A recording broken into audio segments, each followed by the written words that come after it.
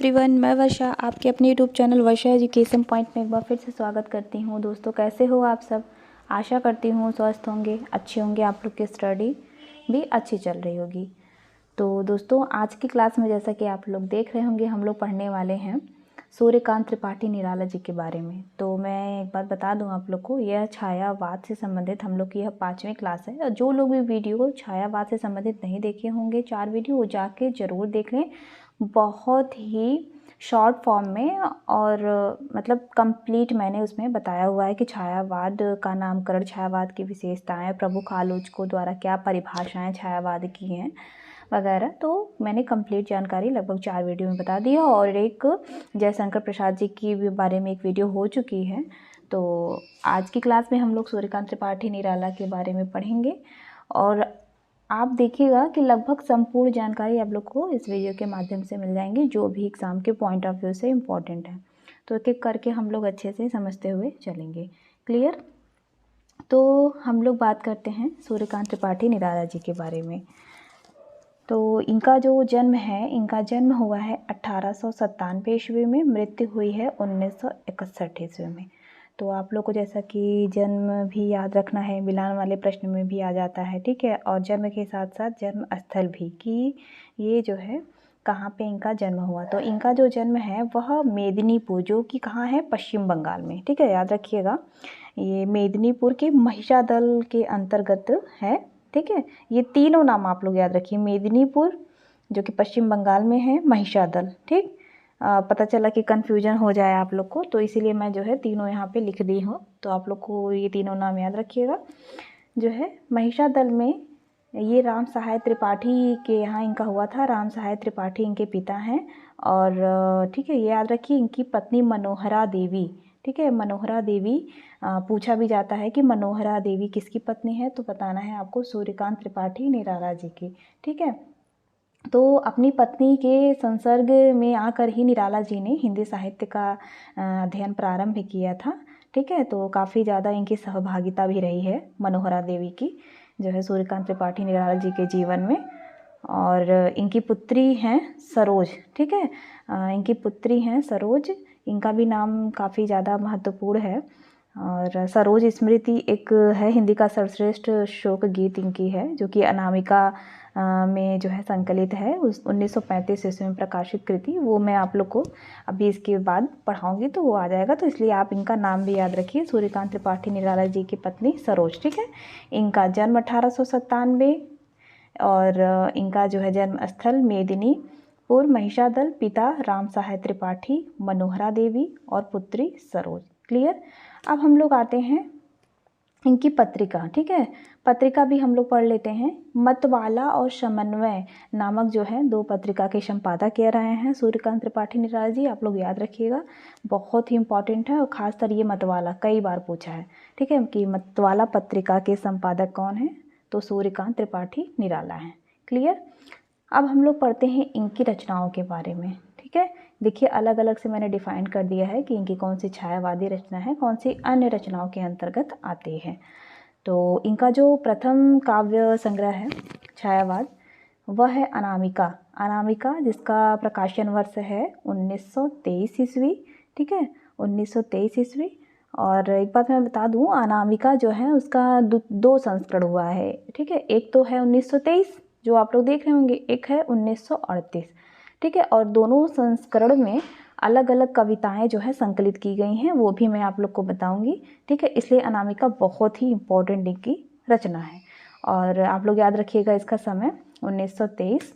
और दूसरा है परिमल। परिमल का प्रकाशन वर्ष है 1930 ईस्वी, ठीक है। और परिमल में भी इनकी काफ़ी सारी कविताएं जो है संकलित हैं, जैसे कि भिक्षुक, विधवा, बादल राग, ठीक है। तो ये सब भी जो है पूछता है। और तीसरी इनकी जो है छायावादी कविता है गीतिका, जिसका प्रकाशन वर्ष कब है, 1936 ईस्वी। और चौथी है तुलसीदास। तुलसीदास भी जो है बहुत ही इम्पोर्टेंट है। इसका जो है प्रकाशन वर्ष है 1938 ईस्वी। और आप लोग ये याद रखिएगा पॉइंट, कि जो ये तुलसीदास इनकी कृति है निराला जी की, यह जो है 101 छंदों में रचित एक खंड काव्य है। पूछता है, ठीक है। अब पूछ देगा निराला जी की, जैसे 4 ऑप्शन दे देगा, अनामिका, परिमल, गीतिका, तुलसीदास, इनमें से कौन सा खंड काव्य है? तो आपको बताना है तुलसीदास जो है वह निराला जी का यह एक खंड काव्य है, 101 छंदों में रचित। ठीक है, और निराला जी जो थे वह तुलसीदास जो है निराला के जो है प्रिय कवि भी थे, याद रखिएगा। ठीक है, तुलसीदास निराला के प्रिय कवि भी थे। अब अगला इनकी अन्य महत्वपूर्ण रचनाओं को हम लोग देख लेते हैं, यह भी काफ़ी इम्पोर्टेंट है। तो ये कुकुरमुत्ता जिसका प्रकाशन वर्ष है 1942 ईस्वी, अनिमा 1943, बेला 1946 और नए पत्ते यह 1946 ईस्वी है इसका समय, और अर्चना 1950, आराधना 1953 और अगला है गीत गुंज। ठीक है, गीत गुंज 1954 और सांध्य काकली, ठीक है, 1969। और यह जो है अंतिम काव्य संग्रह है किसका? निराला जी का। प्रथम काव्य संग्रह क्या था? प्रथम काव्य संग्रह था अनामिका। ठीक है, अंतिम क्या है? सांध्य काकली है। ठीक है, याद रखिएगा आप लोग। फिर हम लोग आते हैं, ये देखिए संस्करण पे किसके जो है अनामिका और परिमल दोनों के अंतर्गत कौन कौन सी कविताएं संकलित है, यहाँ से भी प्रश्न बनता है। तो निराला की अनामिका और परिमल में जो है संस्कृत महत्वपूर्ण कविताएं निम्नलिखित हैं। देखिए यहाँ पे ये गलत भी हो गया है, संस्कृत भी बोल रही हूँ, ये देखिए संकलित होगा। ठीक है, संकलित कर लीजिएगा आप लोग। ठीक है, इसको कट करके संकलित लिख लीजिएगा कि निराला की अनामिका और परिमल में संकलित, ठीक है, संकलित महत्वपूर्ण कविताएं निम्नलिखित हैं। तो क्या है? अनामिका। ठीक है, इसको आप लोग सही कर लीजिएगा, फिर से मैं बोल रही हूँ, संस्कृत काट के संकलित कर लीजिएगा, वो गलती से हो गया है। तो ठीक है, अब अनामिका के प्रथम संस्करण में हम लोग देखते हैं कि इनकी जो कुल 9 कविताएं हैं वह कौन सी हैं। अच्छा, आप लोग ये 9 कविताएं भी याद रखिए और साथ में याद रखिए किस जो है रचना में यह संकलित है, और साथ में कविताएं भी रटिए भाई, वो चाहे जिस हिसाब से प्रश्न पूछे तो आप लोग फटाक से बता सको। ठीक है, तो अनामिका का जो है प्रथम संस्करण 1923 ईस्वी, द्वितीय संस्करण 1938 ईस्वी। 1938 ईस्वी में एक और है तुलसीदास। ठीक है, तुलसीदास की कृति याद रखिएगा, इंपॉर्टेंट है, 1938 समय भी पूछता है। तो प्रथम संस्करण में कुल 9 कविताएं संकलित हैं। क्या क्या है हम लोग देखते हैं। अध्यात्म फल, माया, जलद, अधिवास, लज्जित, ठीक है, तुम और मैं, जूही की कली, पंचवटी प्रसंग और सच्चा प्यार, जिसमें से अब वैसे तो 9 ये बहुत ही इम्पोर्टेंट है, बट देखा जाए तो जूही की कली जो कि 1916 ईस्वी में प्रकाशित इनकी प्रथम कविता है।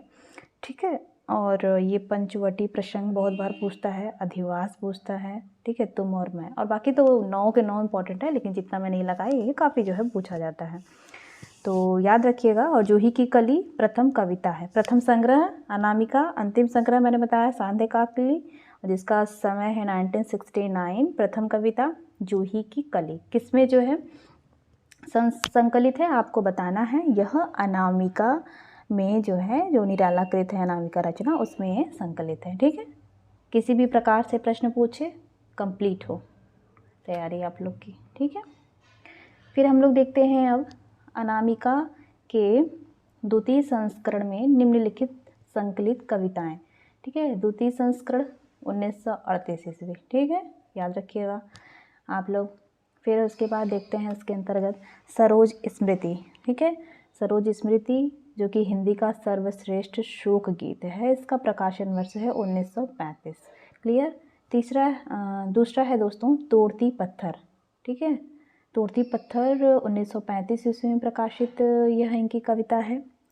और फिर तीसरा है रेखा, चौथा है राम की शक्ति पूजा जो कि 1936 ईस्वी में प्रकाशित है, और पूछता है कि यह जो है अनामिका के किस संस्करण में है, तो अनामिका के दूसरी संस्करण में है, या पूछ देगा अनामिका या परिमल दे के, तो अनामिका आपको आंसर सही करना है। ठीक है, फिर हम लोग आते हैं इस पर सच है भी, यह 1935 ईस्वी में प्रकाशित है।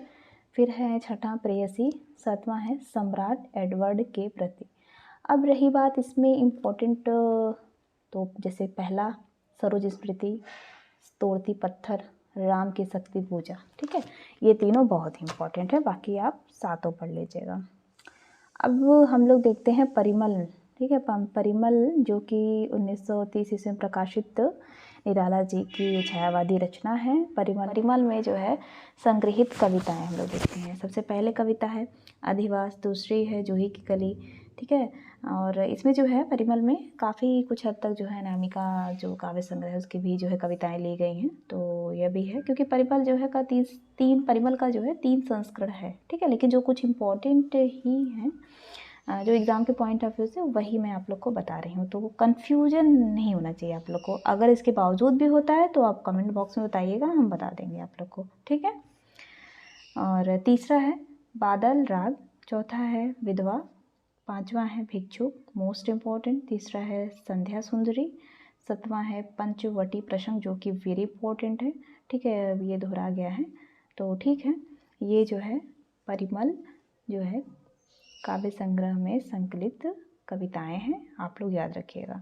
फिर एक पॉइंट है दोस्तों यहाँ पे कि सूर्यकांत त्रिपाठी निराला ने परिमल की भूमिका में कुछ कोटेशन इन्होंने लिखा था, तो देखते हैं हम लोग कि मनुष्यों की मुक्ति की तरह कविता की भी मुक्ति होती है। अब इसको या पंक्ति में कह के पूछ ले कि किसने जो है कहा है, या फिर निराला जी का ही नाम दे के पूछ ले कि किस जो है काव्य संग्रह में इन्होंने यह भूमिका लिखी है, तो परिमल में लिखी है। ठीक है, याद रखिएगा। फिर एक चीज़ और इम्पोर्टेंट है दोस्तों जो कि पूछता है, इनकी क्वालिटी से संबंधित है कि सूर्यकांत त्रिपाठी निराला जी जो थे वह ओज, औदात्य और विद्रोह के कवि माने जाते हैं। तो पूछता है एग्जाम में कि ओज, औदात्य, विद्रोह का कवि किसे कहा गया है, तो आपको बताना है सूर्यकांत त्रिपाठी निराला को। और निराला जो है वह अकुंठ एवं वयस्क, श्रृंगार, दृष्टि तथा तृप्ति के कवि हैं। ठीक है, ये तो रही जो है इनकी सामान्य जानकारी और मोस्ट इम्पॉर्टेंट रचनाएं, तो आप लोग एकदम रट जाइएगा। तो ठीक है, आज की क्लास यहीं समाप्त करते हैं दोस्तों। क्लासेस कैसी लगी आज की सूर्यकांत त्रिपाठी निराला से संबंधित, कमेंट बॉक्स में जो है ज़रूर बताइएगा। अच्छी लगी होगी दोस्तों लाइक ज़रूर कर दीजिएगा। तब तक के लिए आप धन्यवाद। अच्छे से आप लोग पढ़ाई करते रहिए।